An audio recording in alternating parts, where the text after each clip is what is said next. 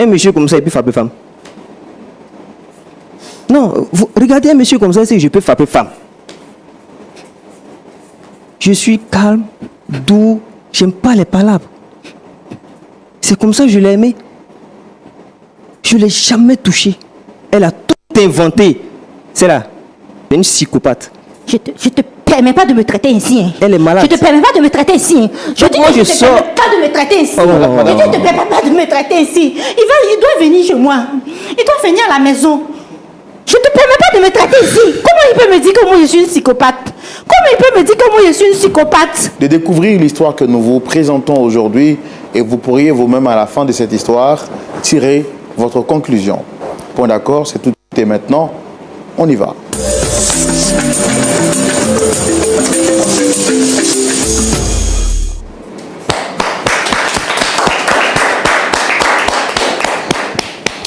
Vous êtes au rendez-vous de la vérité et vous faites bien d'être sur les antennes de Lumière du Monde Télévision, la 199, la chaîne qui vous apporte la vie de Christ chez vous. Merci de retrouver votre émission Point d'accord. Roland Sambo est toujours heureux de partager avec vous cette nouvelle histoire, cette nouvelle semaine. Et à mes côtés, le pasteur, notre papa, notre pasteur consultant qui répond toujours à l'appel du Seigneur, le pasteur Jean-Yves Tchoumo, l'inégalable et l'infalsifiable. Shalom, pasteur. Shalom, Roland. Il y a beaucoup de Tchoumo dans le monde entier, mais il y a un seul, unique pasteur Jean-Yves Tchoumo. Comment vous allez? Oui, je vais très bien. Voilà. Le Seigneur nous bénit. On est en bonne santé. Oui. Oui. On est en bonne santé. Oui. Moi, j'ai envie de demander, hein, c'est vrai que je pose souvent la question en privé, mais à vous voir, on aurait l'impression que vous avez 25, 35 ans, mais pourtant, le Seigneur, quand même, vous a fait manger beaucoup de gâteaux, pour ne pas dire célébrer beaucoup d'anniversaires. C'est quoi votre secret? Quel est le secret de votre jeunesse? Pour ne pas dire de votre rajeunissement. Il n'y a pas de secret. Hein. Ouais. Il n'y a pas de secret. C'est ça. Puisque je ne fais rien. C'est ça. C'est la grâce de Dieu. C'est la grâce de Dieu. C'est la grâce de Dieu. Ouais. En fait, ce que Dieu a fait, c'est que je tombe rarement malade. Je peux ne pas tomber malade pendant 20 ans, 25 ans, sans tomber malade. Bon, je peux dire que ça faisait quand même 25 ans, 28 ans comme ça, que je n'étais pas tombé malade, jusqu'à ce que je tombe malade l'année passée, mais je ne tombe pas malade. Pas... Donc, ça fait que je suis toujours en pleine forme. Quand les gens souffrent autour de moi, même quand j'étais encore plus jeune, je voyais des gens qui avaient la carie dentaire. Et puis, bon, moi, je ne suis pas malade, je n'ai pas de carie et tout ça. Donc, je dormais avec des bonbons dans la bouche pour avoir carie dentaire. Pour savoir comment ça voilà, fait. comment ça fait. Voilà, donc, c'est la grâce de Dieu. C'est la grâce de Dieu. Je comprends pourquoi la Bible dit « Ceux qui se confient en l'Éternel sont comme la montagne de Sion, elle ne chancelle point. » Et justement, l'Éternel renouvelle vos forces chaque matin comme l'aigle, et il a renouvelé également votre force aujourd'hui. Et c'est pourquoi nous allons prendre plaisir à recevoir nos invités, eux qui ont des difficultés. Et nous sommes conscients qu'au travers de ce plateau, Dieu leur apportera la tranquillité, Dieu leur apportera la stabilité. Du moins, c'est notre prière pour eux. Est-ce qu'on peut les recevoir? Bien sûr, on les reçoit. Merci, mesdames et messieurs, de recevoir nos frères que nous recevons ici. Notre premier visiteur, pour ne pas dire notre première, c'est une dame qui vient donc partager avec nous son histoire sur ce plateau. Je vous demande de la recevoir sous vos applaudissements, s'il vous plaît.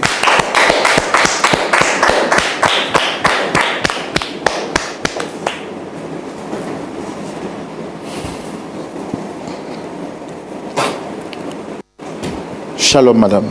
Shalom, frère Roland. Comment vous allez? Je vais un peu bien. Vous allez un peu bien? Oui, un peu bien. Ce qui veut dire que vous n'allez pas totalement bien? Oui, c'est ça. Je ne vais pas totalement bien. En tout cas, nous, on espère que jusqu'à ce que vous partiez d'ici, vous pourriez dire que je vais totalement bien. J'ai la foi. Moi aussi, j'ai la foi. Alors, spécialement pour vous, je vais vous laisser le temps de vous présenter. Après que j'ai fini de me présenter moi-même, je suis Roland Sambo. Le pasteur Tchoumo est juste à côté. Et derrière, il y a toute une équipe qui travaille pour que vous puissiez répartir d'ici avec le sourire aux lèvres. Alors on vous laisse quand même le temps de vous présenter, non seulement à nous, mais à toutes ces personnes qui suivent cette émission. Je suis Annick, épouse d'Abiré, mère de 2 magnifiques enfants. D'accord, donc vous êtes Annick, épouse d'Abiré. Oui, c'est ça. Mère de 2 enfants. Oui, 2 garçons. 2 garçons. Oui. Ça fait combien de temps déjà que vous êtes mariés? Ça fait 5 ans. 5 ans. Oui, que je suis mariée. Super. À monsieur Hervé d'Abiré. Monsieur Hervé d'Abiré. Oui. À vous voir parler de lui, on sent l'amour dans les airs. Vous parlez avec un large sourire. Oui. C'est quelqu'un qui est bien, exceptionnel. C'est un don de Dieu. Un cadeau que Dieu me l'a donné, en fait. D'accord. Alors, quelle est la personne que vous souhaitez rencontrer ici et pourquoi avoir choisi de rencontrer cette personne sur ce plateau? Bien évidemment, mon époux, monsieur Dabiré Hervé.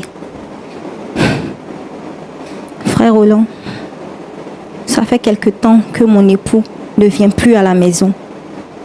Et comme je suis une adepte de l'émission Point d'accord, et ici, il y a toujours une solution à un problème. Raison pour laquelle je suis venue vers vous, pour que vous puissiez parler à mon mari, qu'il puisse revenir à la maison. Il me manque tellement. Il manque aux enfants. Je l'aime toujours. J'aime mon mari. Et le voir dehors, je perds les mots. Je déprime. J'ai perdu assez de poids parce qu'il ne veut plus rentrer à la maison. Je ne sais pas pourquoi, mais il ne veut plus rentrer à la maison. Je n'ai aucune issue au fait. J'ai tout fait, mais il ne veut rien savoir. Mais je sais que, en venant ici, je sais que j'ai une solution. Je sais que vous allez trouver une solution et mon époux va rentrer à la maison. D'accord, je vous sens brûlante, impatiente de raconter votre histoire, de dire qu'est-ce qui s'est passé réellement avec votre mari, pourquoi est-ce qu'il a quitté la maison, on veut comprendre qu'est-ce qu'il y a vraiment autour. Et là tout de suite, nous allons aller à la rubrique le grand déballage pour connaître votre histoire. Madame Dabiré, vous nous dites que votre mari a quitté la maison il y a de cela quelques temps et donc vous vous sentez abandonnée, seule, les enfants y compris, et vous souhaitez qu'ils reviennent à la maison. C'est donc la raison pour laquelle vous êtes ici. Ça fait combien de temps exactement que votre mari a quitté la maison, le domicile? Bon, disons, il ne veut plus rentrer, ça fait 6 mois qu'il ne veut plus rentrer. Quand j'ai voulu qu'il rentre,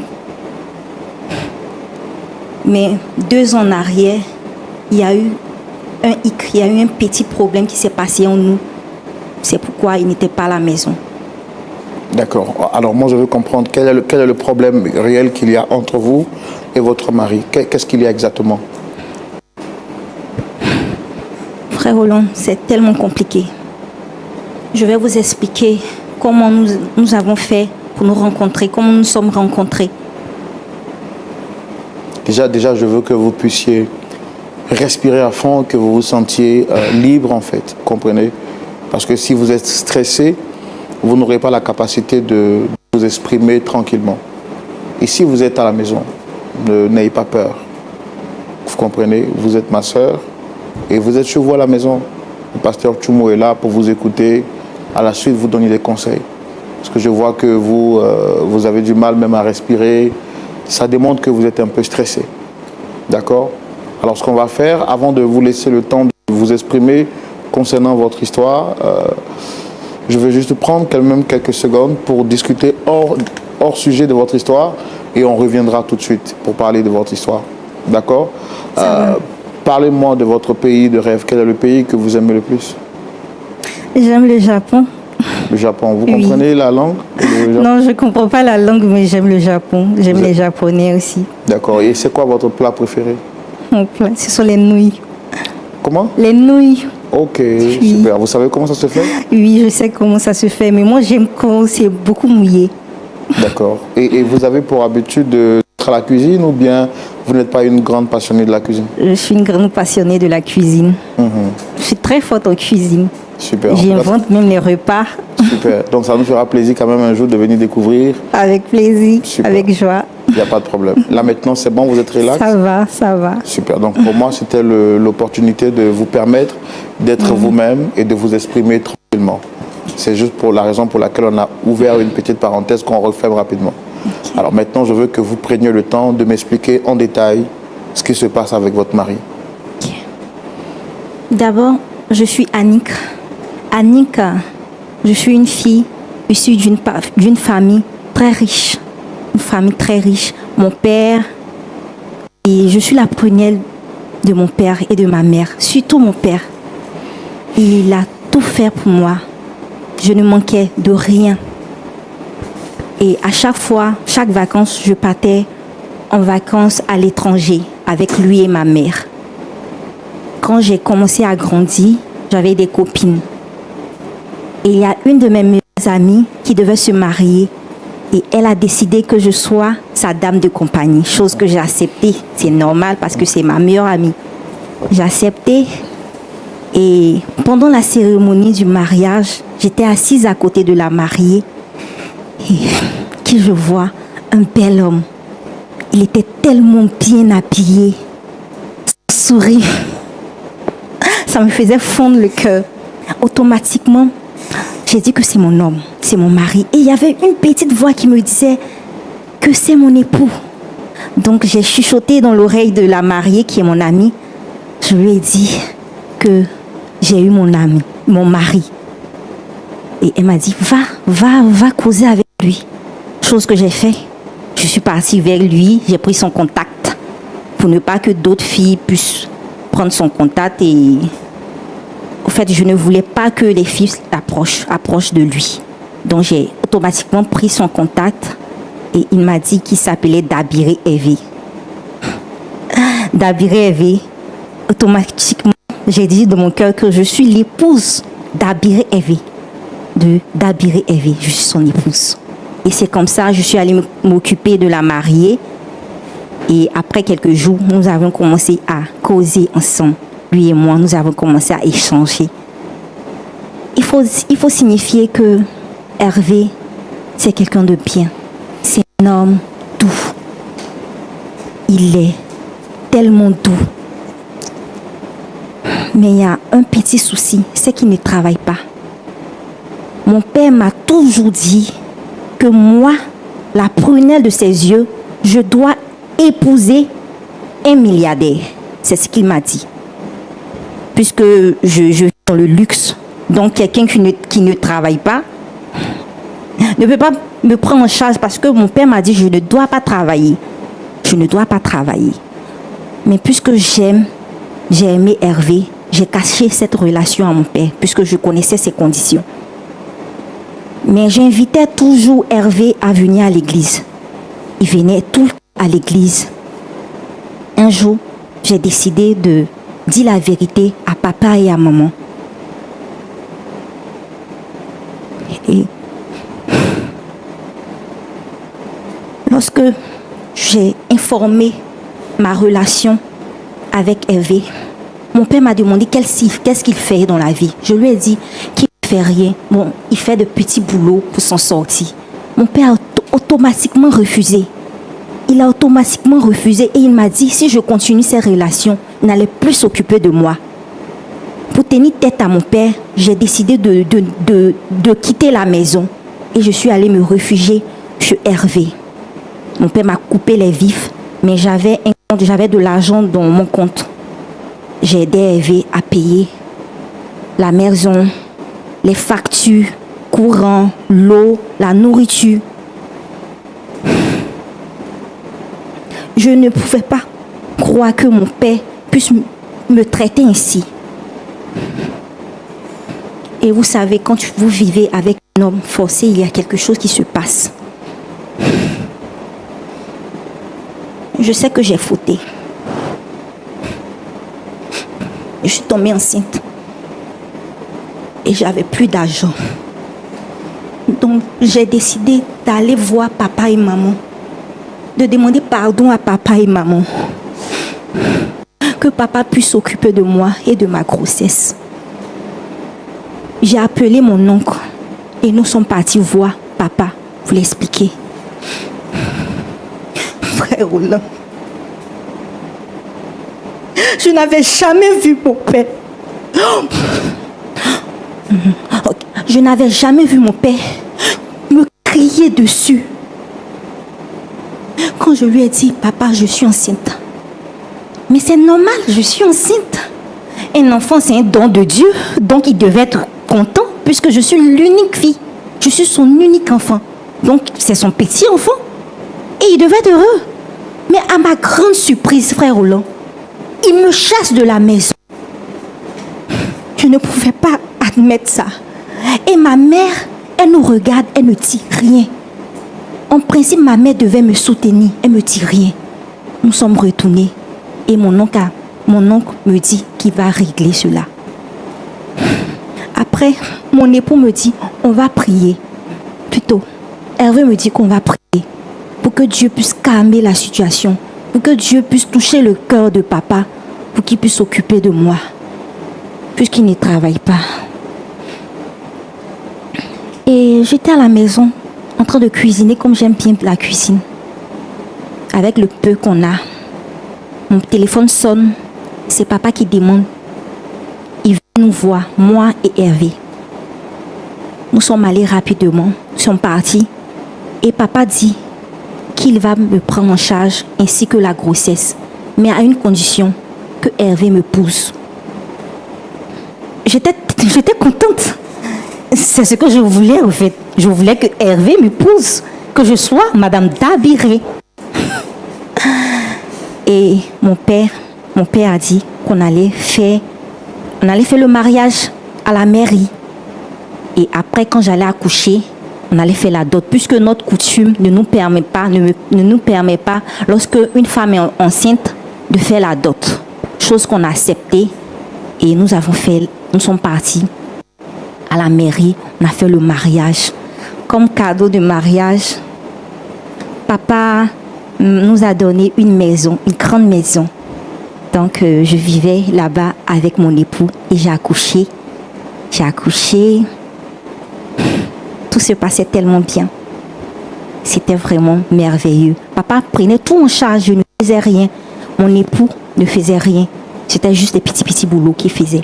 Et un jour, je regardais la télé et je vois mon époux se lève parce qu'on regardait la télé ensemble. Il se lève et il communique. Je regarde mon époux, il commence à sourire. Je lui dis, chérie, qu'est-ce qui se passe? Il ne me répond pas. Je lui dis, qu'est-ce qui se passe? Parce qu'il a raccroché. Et il me dit, chérie, j'ai une bonne nouvelle. Je lui dis, quelle est la nouvelle? Il me dit, qu'il vient d'être embauché. Le Seigneur a répondu à mes prières. Mon mari vient d'être embauché dans une grande entreprise de la place. Et c'est pas n'importe quel poste il occupe. J'étais heureuse, totalement heureuse, fière de mon époux, parce que je savais que lui, il allait réussir. Je savais que je voyais une grande personne. Je voyais une étoile en lui.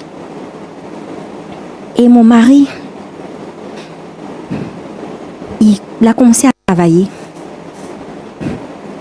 Frère Roland, j'avais dit que mon mari était attentionné.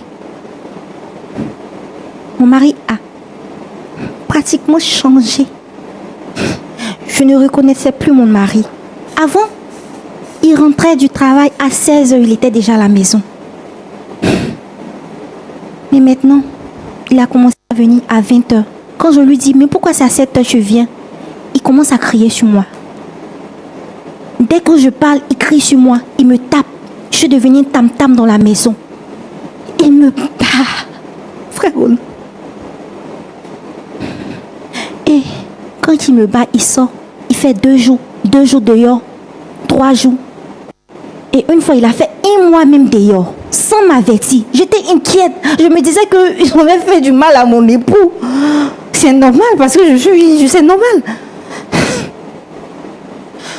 Donc, un soir, il est rentré. Moi, j'étais en train de donner parce que j'ai oublié de vous dire, on a eu un 2e enfant. Et j'étais en train de donner à manger à notre enfant. Et le premier est en train de regarder la télé. Mon époux rentre. Il vient, je ne sais même pas qu'est-ce qu'il a pris. Il me dit pourquoi la table est mal dressée. En voulant l'expliquer que c'est l'enfant qui a dérangé, mais puisque je suis en train de donner à manger au petit, en voulant me justifier, il m'a giflé. Frère Roland, il m'a giflé. Actuellement, j'ai un problème. J'avais un problème à la dent et ma dent s'est arrachée. Et je saignais. Donc, en voulant attraper ma joue, il a pensé que, en voulant attraper ma joue, il m'a tapé encore. Et je ne sais pas comment j'ai fait, mais l'enfant glissait. Donc je me suis précipitamment, en voulant soulever mon enfant, il pensait que je voulais le taper. Et il m'a chuté, il m'a poussé de loin. Je suis tombée sur ma nuque. Voici mon fils qui est là. Il dit, papa, qu'est-ce que tu fais à maman? Il a commencé à pleurer. Mon mari tout énervé le gifle. Trop, c'était trop. Trop était trop. Comment ça? Il peut me taper. Ça c'est pas juste. Je suis son objet, comme il le dit. Il peut me taper. Mais frapper mon enfant, ça, je ne peux pas. Je ne peux pas admettre ça. Donc, automatiquement, j'ai appelé papa pour lui dire, pour lui expliquer la situation. Et mon père, puisqu'il était en mission, au moment aussi, il n'était pas là. Mon père a envoyé le chauffeur rapidement me chercher. Et le lendemain, papa est venu à la maison, la cour familiale, à la maison. Donc j'ai expliqué dans les moindres détails ce que ce monsieur Hervé me faisait à la maison. Il me battait, je l'expliquais. Et mon papa était énervé. Il a dit que on doit corriger ce monsieur-là. Parce qu'il ne sait pas à qui il l'a fait. Et moi j'étais contente. J'ai dit oui papa, on doit le corriger. Il dit on va porter cette affaire en justice. Et il dit la correction c'est juste 3 mois. Et puis il allait sortir. Donc moi j'étais peinard, j'étais contente parce qu'il y a quelqu'un. Il y a un homme à la maison. Il y a un homme. Donc, il peut pas me frapper à chaque fois. Je ne suis pas son objet. Donc, c'est comme ça, on a porté plainte. Et ils ont arrêté mon mari.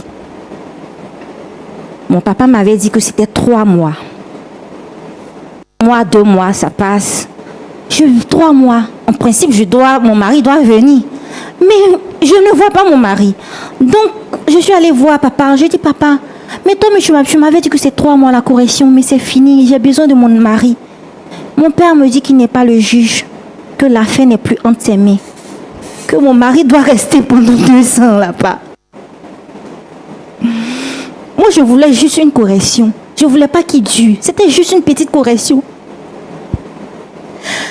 À vrai dire, je ne partais pas là-bas pour voir mon mari parce que j'avais mal.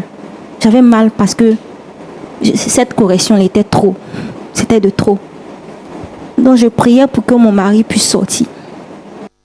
Et les 2 hommes sont arrivés.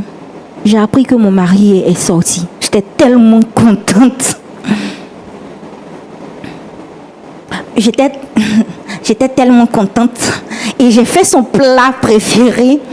J'ai fait du foufou, son plat préféré. J'ai dressé la table, j'ai apprêté les enfants. Donc j'attendais mon époux. Mon époux ne vient pas. Frère Roland, il ne vient pas. Puisque j'ai les contacts de ses parents, j'appelle. Personne ne veut décrocher. Personne ne décroche mon appel. Je me suis rendue chez ses parents, ils m'ont chassée. Jusqu'à présent, je ne sais pas où mon homme se trouve. Je ne sais pas où mon homme se trouve. Je veux qu'il revienne à la maison. Je suis la victime, mais c'est mon homme, je l'aime. Les enfants ont besoin de lui, frère Roland. Les enfants ont besoin de leur père. Qu'il rentre à la maison.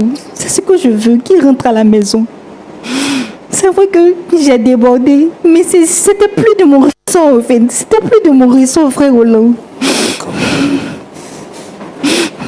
Est-ce que vous regrettez d'avoir porté à la connaissance de votre père que votre époux vous battait? Actuellement, je regrette. Je regrette. J'aurais dû laisser cette affaire. J'aurais dû régler ça à l'amiable. Je regrette actuellement. D'accord. Et rappelez-moi le nom complet de le prénom de votre mari, vous avez dit, c'est... Monsieur Hervé Dabiré. Hervé Dabiré. On a fait ce qui était en notre pouvoir pour l'avoir avec nous aujourd'hui. Nous allons recevoir monsieur Hervé Dabiré à la demande de dame Dabiré Et merci de le recevoir sous vos applaudissements, s'il vous plaît.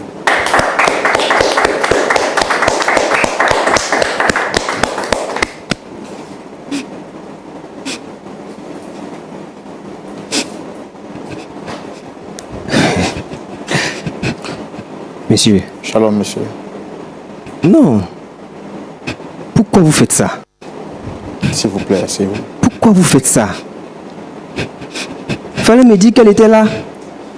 Qu'est-ce que vous a raconté encore? Non, écoutez, monsieur, moi je pense que on va finir par s'entendre. Déjà, je vous demande de vous installer. D'accord? Et c'est clair qu'on finira par s'entendre.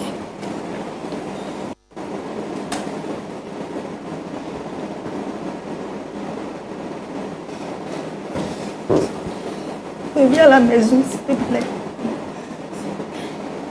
Reviens à la maison, tu nous manques. Tu nous manques pas, Monsieur. Monsieur, tout. vous m'avez amené ici là, c'est Ado. pourquoi? Dites-moi. D'accord. Madame, s'il vous plaît, on va se rasseoir. Madame, s'il vous plaît.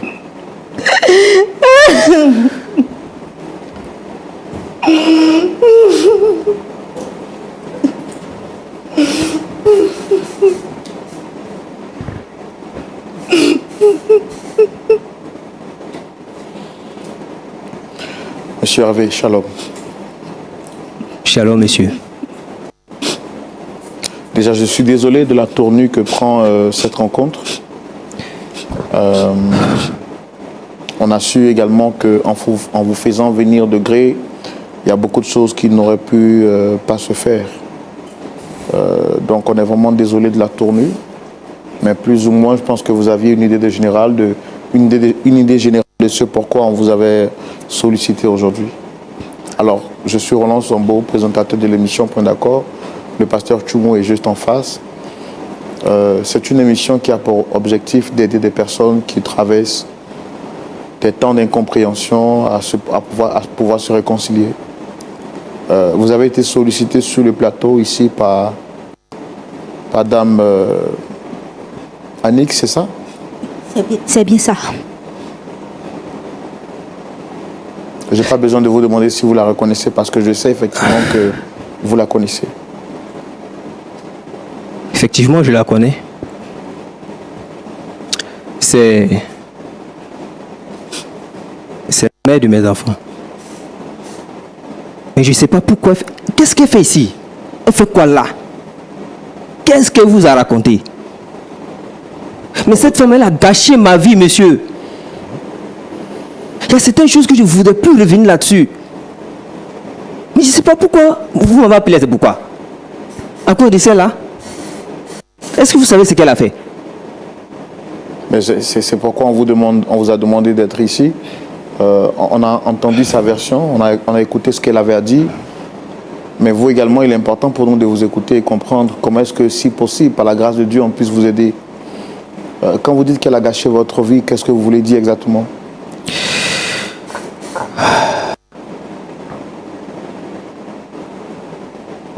Frère Roland, je suis monsieur Hervé Dabiré.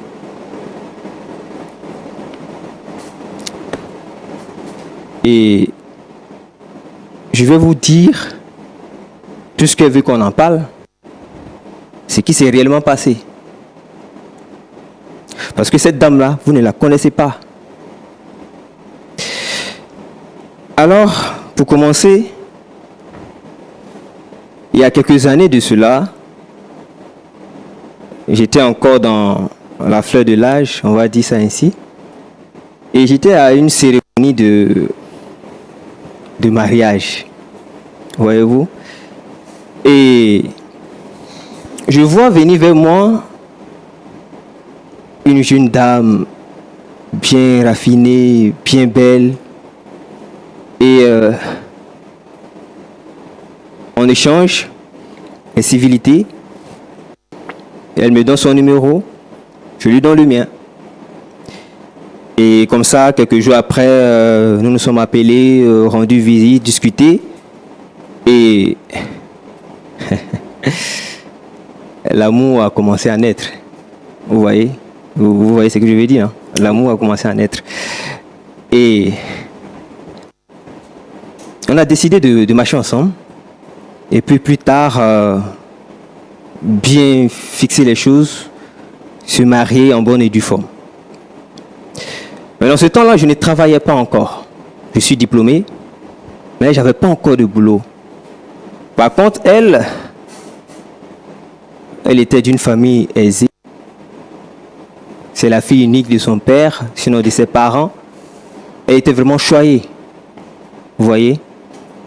Et moi, de mon côté, vraiment, financièrement, je n'étais pas stable. Vous comprenez? Parce que je n'avais pas de boulot. Et on a décidé de se mettre ensemble, cheminer ensemble, puis voir ce que ça va donner. Donc, de temps en temps, elle m'a invité à l'église chez son père, dans leur église là-bas. Parce que son père aussi était quand même un responsable de l'église. Vous voyez?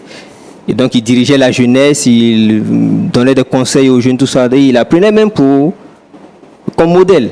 Un exemple qu'il citait tout le temps quand j'assistais à ces formations. Et un jour, sinon on a décidé ensemble de dire à ses parents que désormais on chemine ensemble pour plus tard se marier. Mais je vous assure que son père a catégoriquement refusé. Tout simplement parce que je ne travaillais pas encore. Donc, l'amour était là. Moi, je l'aimais. On a essayé par tous les moyens de voir les personnes qui sont un peu plus âgées que son père pour aller demander pardon pour qu'on puisse rester ensemble. Mais le monsieur a carrément refusé. Mais étant donné qu'on était amoureux l'un de l'autre, donc on a caché notre relation. Donc à l'église, on fait comme si on ne se connaît pas, voilà. Mais par derrière, on était ensemble. Et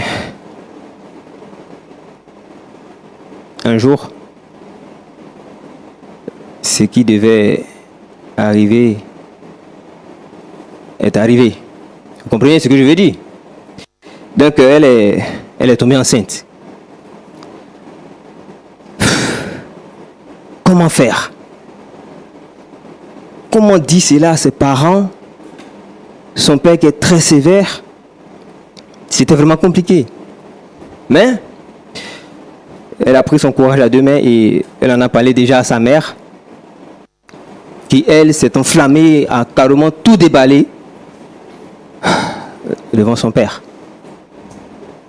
Son père tellement en colère, il a chassé de la maison. Donc elle est venue se réfugier chez moi.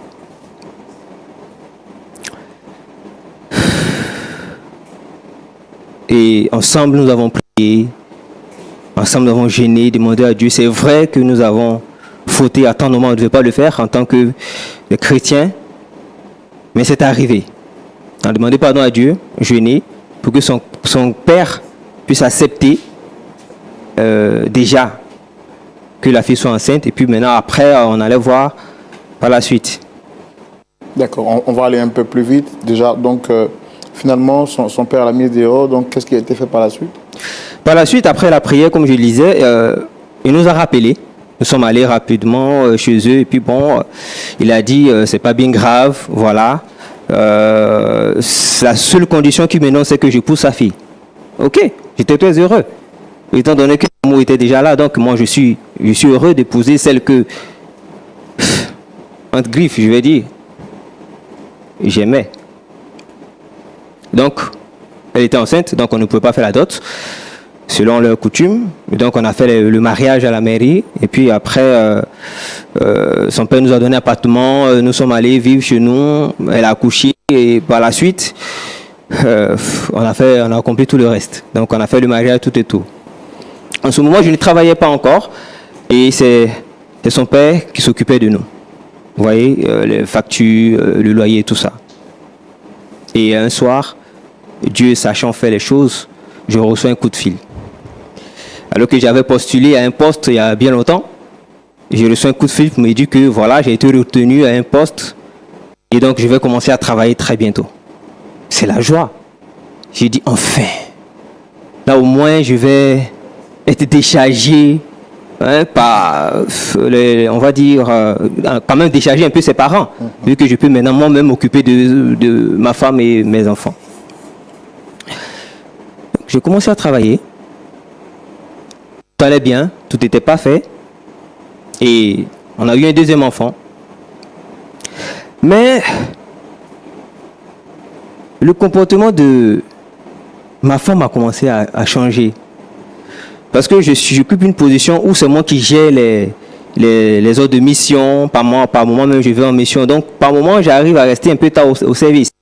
Mais je prenais quand même la peine d'appeler et lui dire je serai un peu en retard ou je suis dans tel bouchon, je serai là. Mais je vous assure que quand j'arrive à l'heure indiquée, madame s'enflamme.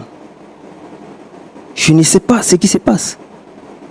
Et elle a, j'ai envie de dire, il y a une maladie, une jalousie maladive là qui est venue, je ne sais pas. Elle m'a créé tous les problèmes. Elle allait jusqu'à mon bureau faire palabre avec ma secrétaire. Elle m'a regardé mal. Elle m'a regardé mal.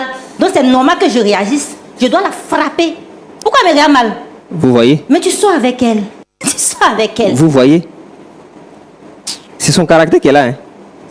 Je vous l'ai dit. Est-ce que vous a dit la vérité? Elle se bat avec tout le monde dans mon service, surtout les femmes. Quand je vais en mission pour 1 mois, elle pense que c'est pour aller avec les femmes. Et le comble, c'est elle est malade. Hein. C'est là. Ne m'indexe pas. Hein. Ne m'indexe pas. Elle est tu as compris, très non? malade. Ne m'indexe pas. Tu m'arrêtes. Elle allait cette raconter là à son père que moi, je lui porte main, je la frappe comme je veux, chose que je n'ai jamais faite. Je suis une personne bien éduquée. Mon père m'a bien élevé, même si je n'ai pas une classe sociale, mais je sais quand même respecter la femme. Le fait de crier sur moi là, c'est pas frapper. Quand tu cries sur moi là, c'est pas frapper. Monsieur Sambo, c'est pas dites-lui frapper. de se taire. Tu cries sur moi à chaque fois, c'est pas frapper. Dites-lui de se taire. Madame, calmez-vous, s'il vous plaît. Calmez-vous. Tu ne peux pas me calmer. Pourquoi il peut mentir sur moi? On n'a jamais crié sur moi. La seule fois que mon père a crié sur moi, c'est quand je portais sa grossesse. Que mon père a crié sur moi. Donc lui, de quel droit il se permet de crier sur moi? De quel droit? Je t'ai pas dit de ne plus communiquer avec tes collègues. Je t'ai pas dit de ne plus communiquer avec tes collègues femmes. Je t'ai pas dit ça. Monsieur Et Sambo. rien comme ça, c'est pas moi qui t'ai fait. Oh là là. Tu as oublié. C'est pas moi qui t'ai fait. Attends, c'est ton vrai caractère est en train de montrer ici, non? Je m'en fous. Je m'en fous de ça. Vous voyez? Vous voyez? On va être douce Je là. ne sais Vous pas ce voulez qu'elle veut pas. vous raconter ici, si elle est venue jouer la victime, mais c'est son comportement qu'elle a. C'est son caractère net. Et moi, non, ça là, c'est fini. Je ne peux pas vivre avec une C'est femme pas comme ça. fini. Ça peut pas finir. Ça peut Madame, pas s'il finir. vous plaît, on va se calmer pour que quand même on comprenne Non, sa ça peut version. pas finir. Il doit rentrer à la maison. D'accord. Alors, qu'est-ce qui a été dit à son père, vous avez dit? Elle allait mentir sur son père.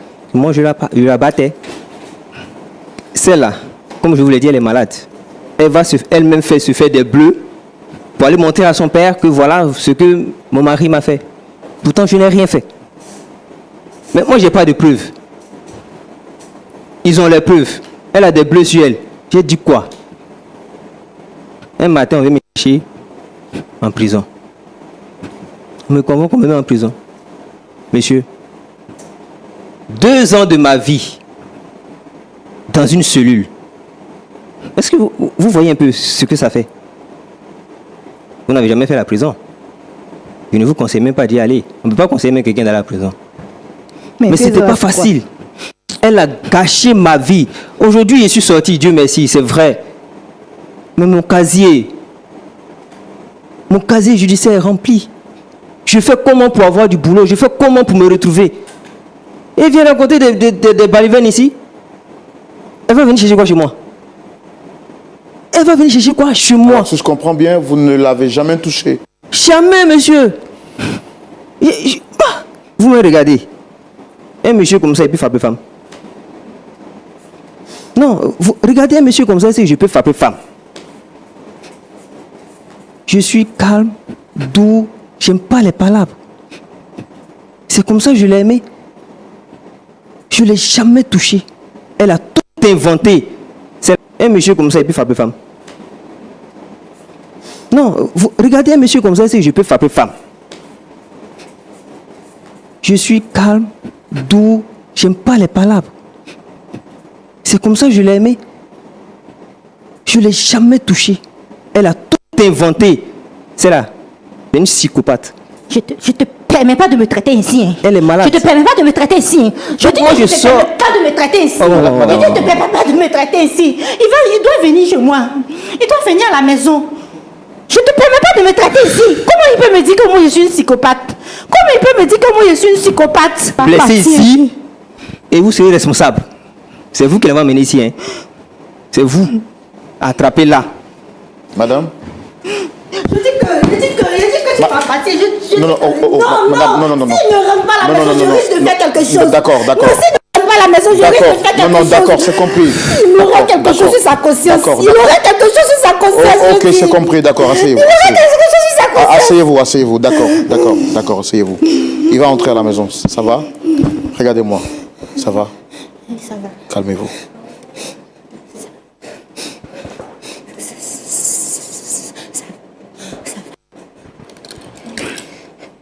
Qu'est-ce que je fais? Pasteur Choumou, je pense que c'est un cas spirituel, ça. Hein? C'est un cas spirituel. D'accord. Elle est venue ici, c'est pour être délivrée, c'est pas pour être pardonnée. Qu'est-ce que je fais? Regardez-moi, ça va? C'est quoi votre nom? Elle a oublié son nom. Calmez-vous.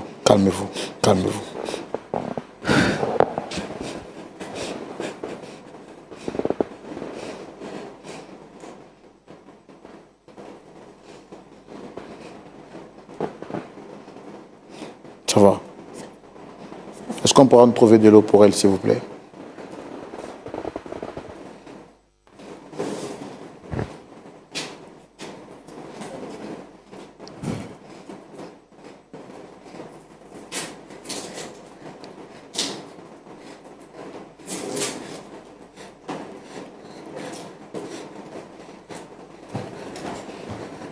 Vous allez boire un peu. Tenez.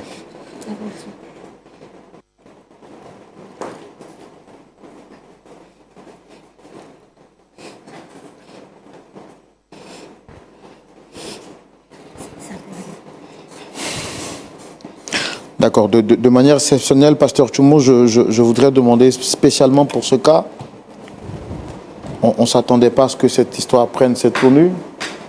Et je pense que vraiment cette sœur a besoin de prière.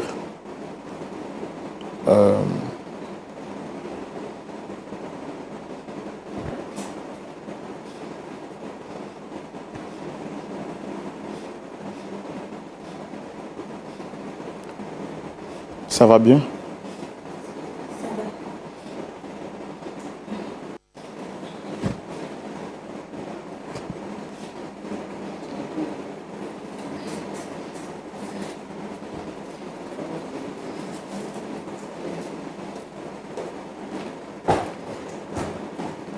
Est-ce que vous pouvez parler? Oui, je peux parler, ça va. Vous voulez boire un peu d'eau? Ça va, c'est bon, l'eau c'est bon. Regardez-moi droit dans les yeux. Quel est votre nom? Annick. J'ai du mal à vous entendre. Quel est votre nom? Annick. Annick quoi?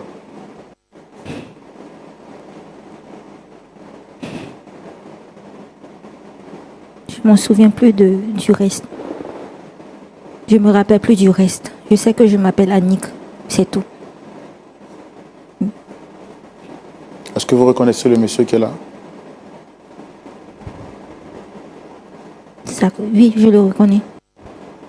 C'est qui? Je sais que c'est mon mari. C'est quand la dernière fois que vous l'avez vu?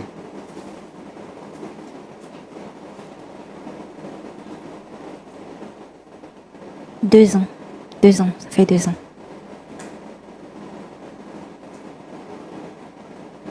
Est-ce que vous savez qu'il a fait la prison?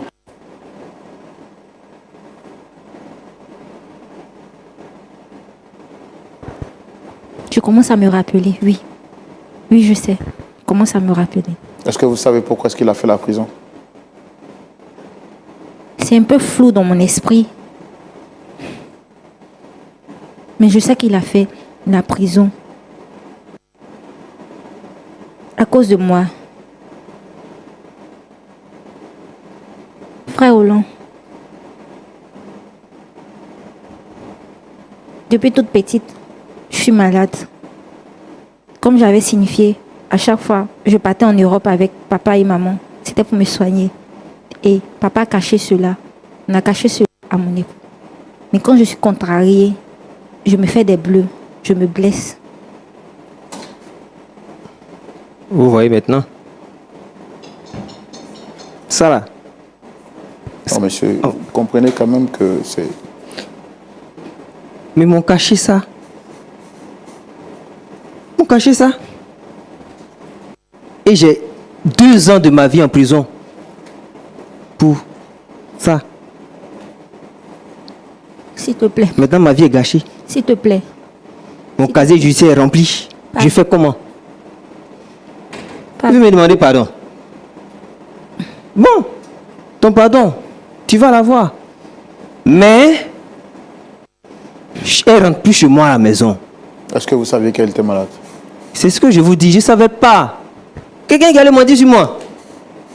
Je ne savais pas. Est-ce que vous êtes conscient au moins ce qu'elle a fait, pas de manière délibérée? Affaire des psychopathes là, frère Roland. On ne peut pas savoir. Vous avez vu. C'est devant vous. Au début, elle était comment? Au début, elle était comment? Après, ça a changé. Moi aussi, je ne peux pas savoir. Donc, elle ne rentre pas chez moi à la maison. Pour mes enfants, là, il sait comment il est géré. Ça, c'est pas un problème. Mais femme comme ça dans ma maison, plus jamais. Ah, chez nous, on dit, si c'est pas on t'a piqué aujourd'hui là, même vers les têtes, t'appelles ça.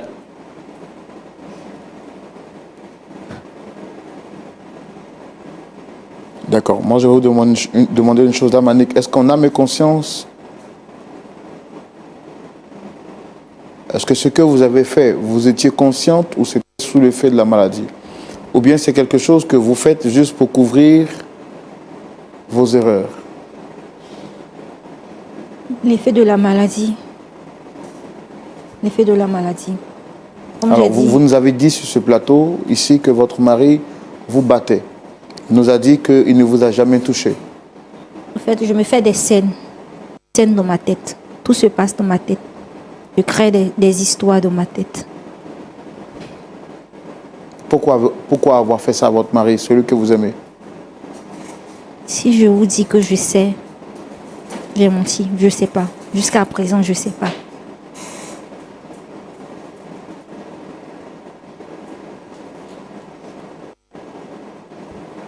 Est-ce qu'il vous arrive par moment d'être jalouse Alexis?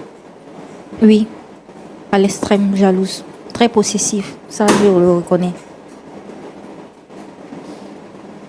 Même avec ma mère, je suis très jalouse aussi. Et ça, est-ce que votre pasteur est informé de ça? Papa a caché cela. Personne ne sait. Parce que je pique mes crises à la maison. En public, je ne pique pas mes crises. Mais quand je suis énervée, c'est là que je pique des crises. Et votre père savait cela, mais il a quand même osé faire mettre en prison votre mari.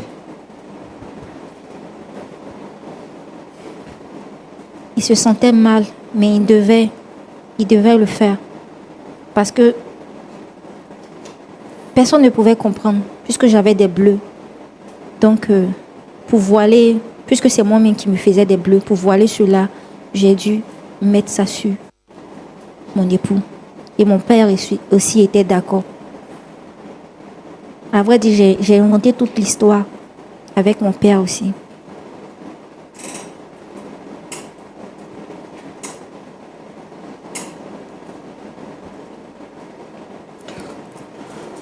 D'accord. Pasteur Tchoumou. Oui, mon frère Roland. On aura tout vu sur cette terre. Voici une nouvelle histoire à laquelle nous sommes confrontés. J'avais voulu mettre fin à cette histoire expressément, mais semble-t-il que notre invité a finalement retrouvé ses esprits. Quel est votre point de vue dans ce genre de situation? Que faut-il faire exactement? Votre point de vue, c'est dans la rubrique à la loupe de la parole.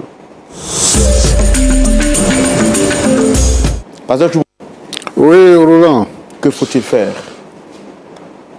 D'accord. Nous avons un rôle à jouer dans la vie de ceux qui viennent se confier en nous. C'est vrai que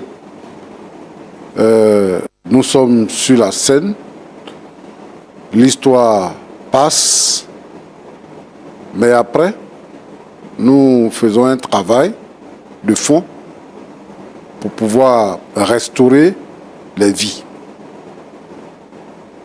Le Seigneur Jésus a dit, venez à moi, vous tous qui êtes fatigués et chargés, et je vous donnerai du repos. Et avec ce que Annick raconte, je pense qu'elle a besoin de repos spirituel. Elle a besoin d'un travail de fond dans sa vie pour qu'elle puisse connaître la restauration. Donc, je pense que vous avez été également surpris parce que elle a même cassé ses lunettes et tout ça. Donc, dans ce cas, pareil, on fait appel à la compassion. On fait appel à la miséricorde. C'est une personne qui est malade. Et il faut se laisser guider par le Saint-Esprit pour aider cette personne.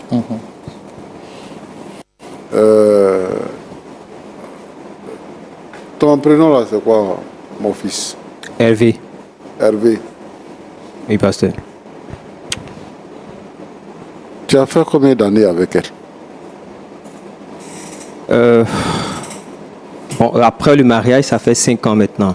Puis D'accord. avant ça, nous avons eu 2-3 ans de marche ensemble. D'accord. Et tu n'as pas su qu'elle avait un problème? Véritablement, j'ai pas su. J'ai pas su. C'est comme j'ai dit, après le deuxième enfant, après le travail, tout ça, que ça a commencé à ressortir. Ouais. D'accord. Donc, ce qui signifie que tu ne connais pas ta femme. Tu ne la connais pas. Quand tu dis, par exemple, que tu as passé 2 ans de ta vie en prison et qu'elle ne retournera plus chez toi parce que tu n'as pas besoin de ce genre de femme. C'est ta femme, hein? Vous êtes mariés légalement? Oui, oui. D'accord. Quand on se marie, pendant la cérémonie de mariage, et qu'on doit se passer les anneaux, on fait des vœux. C'est-à-dire que tu fais des vœux, elle aussi elle fait des vœux. Les vœux que tu as fait là, tu avais dit quoi?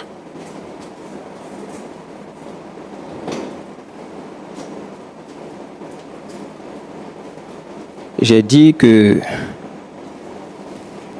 j'allais rester avec elle dans la santé comme dans la maladie, dans le bonheur comme dans le malheur, Dans les bons jours comme dans les mauvais mauvais jours. jours, Jusqu'à ce que bon, Jésus revienne ou la mort nous sépare. donc, comme Jésus n'est pas encore venu, la mort aussi n'est pas venue. Il se trouve que elle a un problème. Elle a un problème. Ce qu'il faut faire, c'est de chercher à résoudre ce problème-là. C'est vrai que tu es allé en prison, mais la vraie victime, c'est elle. La vraie victime, c'est elle. Et aujourd'hui, son entourage sait que Elle est malade parce que son père a caché qu'elle était malade.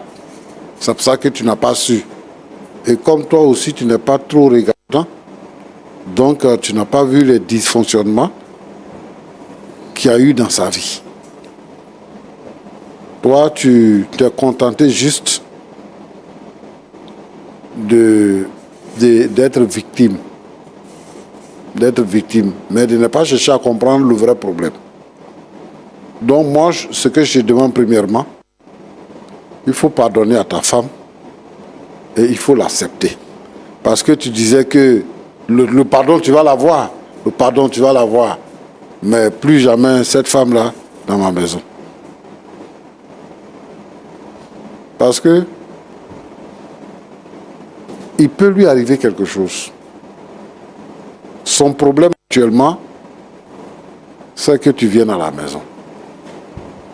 C'est que tu sois avec elle. Elle dit qu'elle a besoin de toi. Les enfants aussi ont besoin de toi. Ta présence fait que son problème trouve une partie de la solution. C'est-à-dire que la présence. Le fait d'être aimant, le fait d'être... quel mot on dit là? Compatissant. Intentionné. Ok, attentionné. Attentionné. Okay. Le fait d'être comme ça avec elle, quand elle va sentir que tu t'intéresses à elle, ça va l'aider. Mais le rejet fait que sa situation va se compliquer. Roland. Pasteur. Aujourd'hui, il y a beaucoup de vies qui sont détruites par manque d'amour. Quand une personne se sent rejetée, il y a des gens qui ont un problème.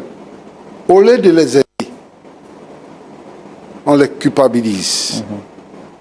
Chacun met sa bouche. Et lorsque la personne est débordée, elle pique une crise. Ou bien se suicide. Ou elle se suicide. Parce que elle se dit que sa vie est finie, que rien ne peut lui réussir encore. Ou bien que personne n'arrive à la comprendre. Voilà. Quand on épouse une femme, les hommes sont différents des femmes. L'homme, lui, pense que s'il essaie avec cette femme-là, que ça ne marche pas, il peut la changer. Comme on change des pochettes, il peut la changer. Or, une femme, c'est sa raison fondamentale. C'est ça ou c'est rien? C'est ça ou c'est rien. C'est pour ça qu'une femme est capable de quitter dans le luxe pour venir habiter dans la pauvreté. Elle nous a dit que son papa est un homme qui a des biens. Mais par amour, elle est venue s'attacher à lui. Ça, c'est la femme. Et moi, je veux interpeller nos frères chrétiens. Il ne faut pas te marier parce qu'une femme est belle. C'est pas, ça vaut rien, la beauté. Parce que la femme, elle se fane. Et la beauté, elle s'entretient. Toutes les femmes sont belles. Il ne faut pas te donner des critères physiques pour te marier. Il faut te donner des critères, des valeurs. Une personne est faite de valeurs. Et le plus important pour nous, c'est la valeur chrétienne. Quand on se marie comme ça, même quand les années passent, et que la femme, elle se fane, on ne constate pas ça.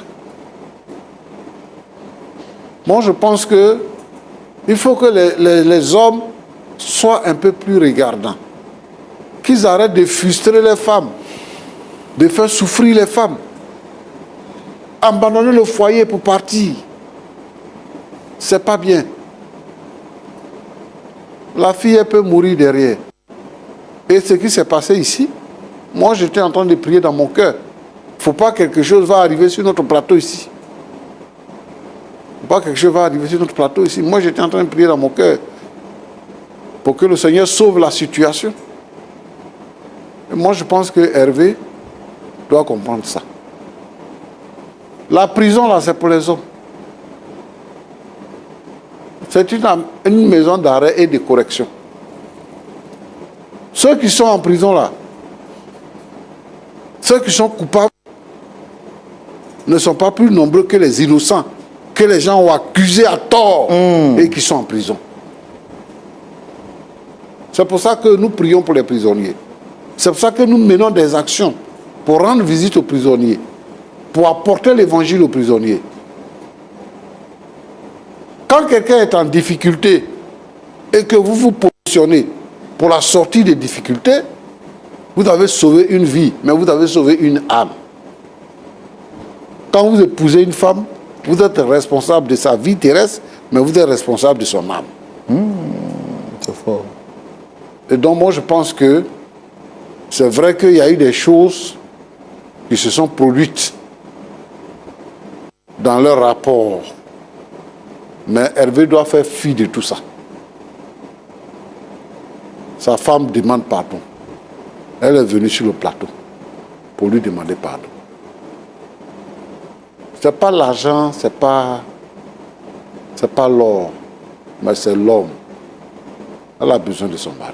Hervé, je sais que tu es blessé. Je sais que aussi, les gens ont mis beaucoup de choses dans tes oreilles.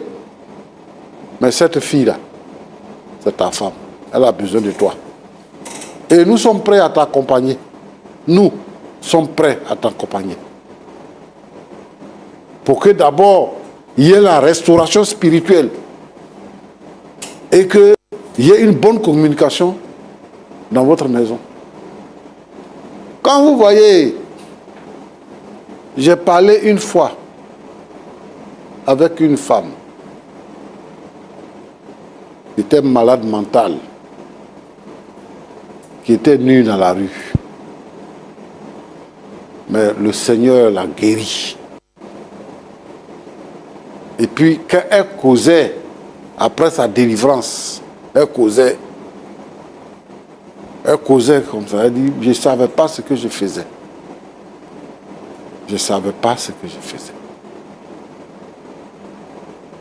Elle ne sait pas ce qu'elle fait. Elle fait des crises. Et je pense que c'est quand elle est énervée qu'elle fait des crises. Et c'est ce qui s'est passé sur le plateau. Donc quand on vit avec ce genre de personnes, on évite que cette personne-là s'énerve. Il faut la couvrir d'amour, d'affection. Tout ça. Donc, c'est ce que je peux te dire. Roland a l'habitude de dire qu'on peut poursuivre le débat après. Mais je veux vraiment que, en tant que frère en Christ, moi je parle à mon frère chrétien, les enfants du royaume, ceux qui ont reçu le pardon par le sang versé de Jésus-Christ, nous n'avons pas d'autre raison. Notre raison d'être, c'est que nous sommes un peuple acquis. Nous sommes une nouvelle race. Et je pense que nous ne raisonnons pas comme les autres, qui n'ont pas fait la même expérience que nous, qui ne sont pas les enfants du royaume. Donc, il faut que tu rentres en toi-même et que tu trouves la force nécessaire pour prendre Annick et t'occuper d'elle. C'est comme elle pourrait être paralysée et puis elle est à l'hôpital. C'est la maladie, c'est pas volontaire, c'est pas parce qu'elle veut se comporter comme ça. C'est la maladie. Bon, Pasteur, je vais appeler tous les frères et toutes les sœurs à faire beaucoup plus attention et à s'intéresser à leurs femmes. La femme est un don de Dieu. Et la Bible dit que celui qui a trouvé une femme a trouvé le bonheur. yes. Donc ce n'est pas, on ne joue pas avec la femme. La Bible dit que la femme c'est notre vis-à-vis, une aide semblable. Donc il faudrait que nous soyons des hommes capables de rentrer dans le plan de Dieu pour permettre à la femme d'être épanouie. C'est ça. Que Dieu vous bénisse abondamment. Amen, pasteur. Amen, pasteur. Merci. Merci pour vos prières également quand la situation était un peu tendue. On rend gloire à Dieu qui a permis que toute chose soit possible. Avant qu'on ne termine, je vais vous demander, je vais quand même vous aider à... Voilà. C'est bon, vous pouvez porter ça.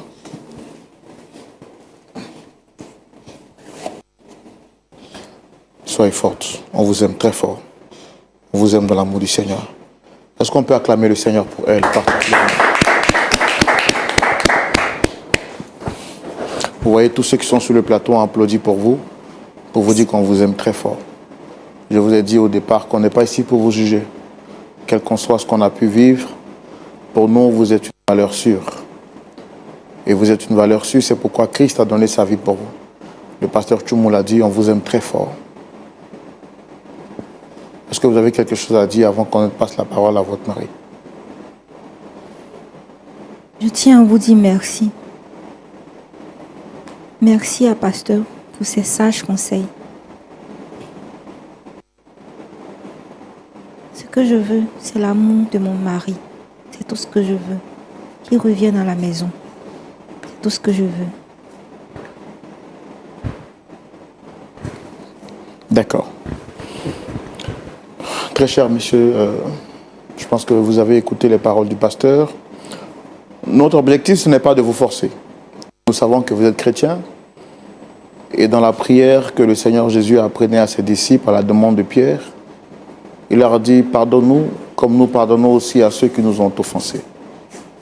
Je sais que vous avez été blessés, vous avez été meurtris. Vous avez le libre arbitre de choisir de pardonner ou pas. On ne veut pas aussi que vous fassiez les choses pour le regard des hommes. Mais c'est à vous que revient le mot de la fin. Quel sera votre mot de fin?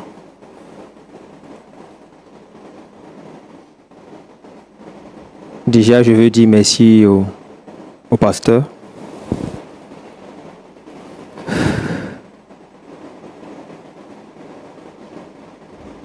Je pense que pour le pardon, avec l'éclaircissement que le pasteur a donné, je comprends mieux la situation. Donc je vais pardonner.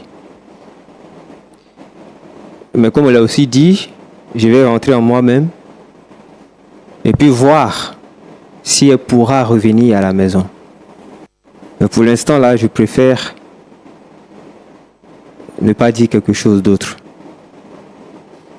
Je lui pardonne, c'est un cas de maladie, on peut comprendre, mais je vais encore réfléchir pour voir si elle peut revenir à la maison. C'est ce que j'avais à dire.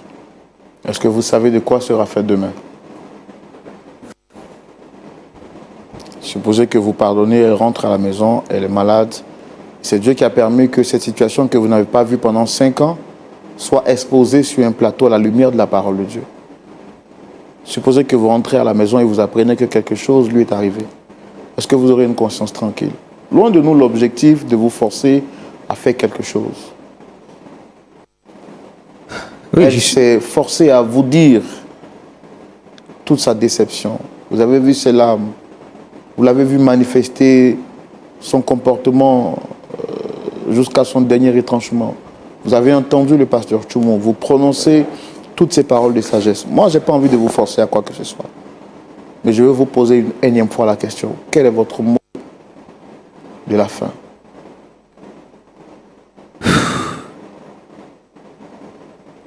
Frère Sambo,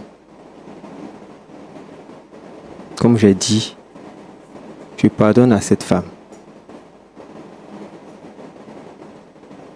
Mais pour qu'elle revienne à la maison, je ne sais pas, est-ce que vous avez idée de ce que j'ai vécu? Elle a gâté ma carrière. Donc il va falloir que tout ça, je vois comment est-ce que je vais aborder ma vie. Puis voir si elle peut revenir à la maison. Son père va s'occuper d'elle, il va la soigner. Mais moi là, je vais attendre d'abord. Vous l'avez dit, vous ne me forcez pas.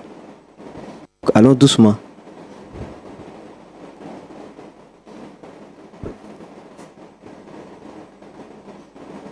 Ok, merci beaucoup.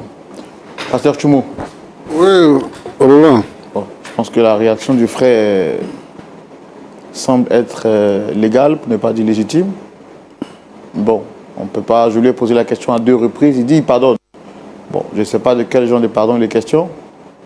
Parce que le pardon d'un homme vers sa femme veut dire qu'on tourne le dos vers le passé et on retourne maintenant vers l'avenir. Mais il dit il pardonne, mais quant à ce qui est à revenir avec elle, il va réfléchir encore, voir dans quelle mesure cela sera possible. On pourra même faire 2 heures de temps, peut-être ça sera toujours sa même décision. Je n'ai pas aussi envie qu'on ait l'impression qu'on le force à faire quelque chose. Alors tout ce que moi je peux demander pour la fin, c'est qu'on prie pour eux, espérant que Dieu aplanisse les sentiers. Et comme nous sommes une télévision chrétienne qui ne prônons pas le divorce, espérons que Dieu fera grâce pour qu'ils reprennent ensemble et qu'ils se remettent sur de bonnes voies. On peut prier pour eux? Oui, Roland. C'est toi qui es notre Dieu. Non seulement tu es notre Dieu, mais tu es aussi notre Père. C'est toi qui inclines le cœur des rois. Ce qui est impossible aux hommes est possible à Dieu. Seigneur, je veux te prier pour ce couple et pour tous les couples en souffrance actuellement, pour une raison quelconque. Seigneur, je veux que ta main puissante se manifeste. Le diable s'est résolu de détruire les foyers pour dénaturer ce que toi tu as établi. Mais le diable est vaincu et ses œuvres sont vaincues. Nous prions pour que Seigneur notre Dieu, notre Père, que tous ces couples en souffrance, toutes ces femmes-là maltraitées dans leur foyer, opprimées, Seigneur notre Dieu, où les hommes n'ont pas d'amour, n'ont pas d'affection pour leurs femmes. Seigneur, je prie de changer leur cœur. Parfois, on trouve des choses à redire sur le comportement de la femme qui a donné sa vie à un homme pour la vivre toute sa vie. Je veux te demander, Seigneur notre Dieu, de bénir les foyers, de bénir les couples. Et je te prie pour ce couple sur ce plateau. Tu les bénis également, Seigneur. Et tout ce qui n'est pas de toi soit vaincu et chassé. Et que ton amour se manifeste. Tu as dit que, Seigneur notre Dieu, c'est par amour que tu es mort à la croix. Et tu as dit tout est accompli. Seigneur notre Dieu, que ta parole se manifeste avec effet immédiat. Et que, Seigneur, les vies soient libres, que les cœurs soient heureux. Combien de femmes sont malheureuses? Combien de femmes à travers le monde, dans leur foyer, sont malheureuses? Alors que ta parole a dit, je vous donne ma paix. Je ne vous la donne pas comme le monde, mais je la donne en abondance. Seigneur, apporte la paix dans les foyers. Apporte la victoire dans les foyers. Et bénis les couples au nom de Jésus-Christ. Amen. Amen. Seigneur, apporte la paix dans les foyers, apporte la victoire dans les foyers et bénis les couples au nom de Jésus. Merci à vous, monsieur et madame Diké, d'être venus sur le plateau. Pasteur Tchoumou, merci. Très chers amis de Lumière du Monde Télévision, merci. Cette émission est spéciale, c'est pourquoi elle a duré juste un peu plus. Et nous tenons à bénir le nom du Seigneur pour chacun d'entre vous, d'être restés fidèles jusqu'à la fin de ce numéro.